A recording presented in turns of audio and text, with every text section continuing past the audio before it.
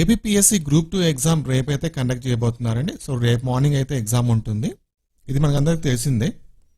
So కాకపోతే నేను ఈ వీడియోలో మీకు ఈ ఎగ్జామ్ సంబంధించిన కొన్ని ఇంపార్టెంట్ గైడ్లైన్స్ షేర్ చేస్తాను. అందుకంటే ముందు రేపు ఎవరైతే ఎగ్జామ్ రాయబోతున్నారో గ్రూప్ 2 ఎగ్జామ్ రాయబోతున్నారో మీ అందరికి కూడా మన ఛానల్ తరఫున ఆల్ ద బెస్ట్. సో అందరూ కూడా ఎగ్జామ్ బాగా రాయాలని చెప్పేసి కోరుకుంటున్నాను. ఓకేనా?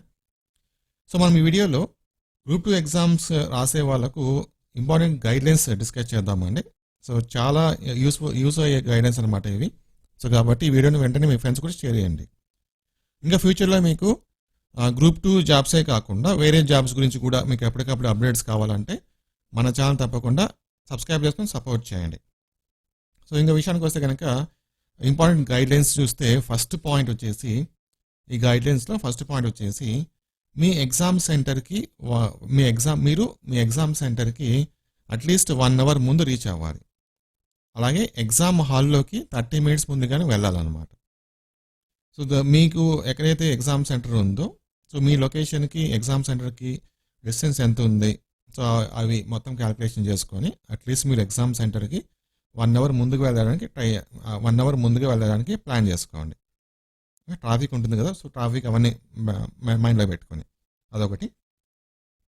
సెకండ్ పాయింట్ వచ్చేసి మీ హాల్ టికెట్ పైన మీ డీటెయిల్స్ కరెక్ట్గా ఉన్నాయా లేదా చెక్ చేసుకోండి. లైక్ మీ పేరు కావచ్చు, మీ అడ్రస్ కావచ్చు, ఫోన్ నెంబర్ కానీ ఇవన్నీ కానీ ఏమన్నా కరెక్ట్గా ఉన్నాయా లేదా చెక్ చేసుకోండి. అది సెకండ్ పాయింట్ అనమాట. థర్డ్ పాయింట్ వచ్చేసి ఎగ్జామ్ హాల్లోకి ఎటువంటి గ్యాడ్జెట్స్ అలో చేయరనమాట. లైక్ మొబైల్స్, ట్యాబ్స్, వాచ్ కానీ తర్వాత క్యాల్కులేటర్స్ కానీ ఓకే ఐప్యాడ్స్ ఇవన్నీ కూడా ఎటువంటి ఎలక్ట్రానిక్ గ్యాడ్జెట్స్ అలో చేయరు. సో దాని ప్రకారంగా మీరు ప్రిపేర్ అయ్యి వెళ్ళండి. ఫోర్త్ పాయింట్ ఎగ్జామ్ రాయడానికి అవసరమయ్యే స్టేషనరీ అనమాట.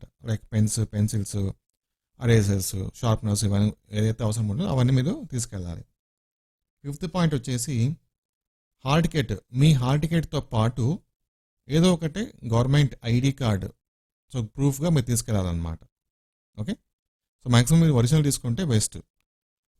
మీ హాల్ టికెట్తో పాటు గవర్నమెంట్ సంబంధించిన ఐడి ప్రూఫ్ ఒకటి తీసుకెళ్ళాలి. ఇవి కొన్ని ఇంపార్టెంట్ గైడ్లైన్స్ అనమాట. అలాగే ఎగ్జామ్ కంప్లీట్ అయ్యేంత వరకు మీకు బయటకు పంపించారు. అది మామూలుగా ఉంటుంది, మీకు తెలిసే ఉంటుంది.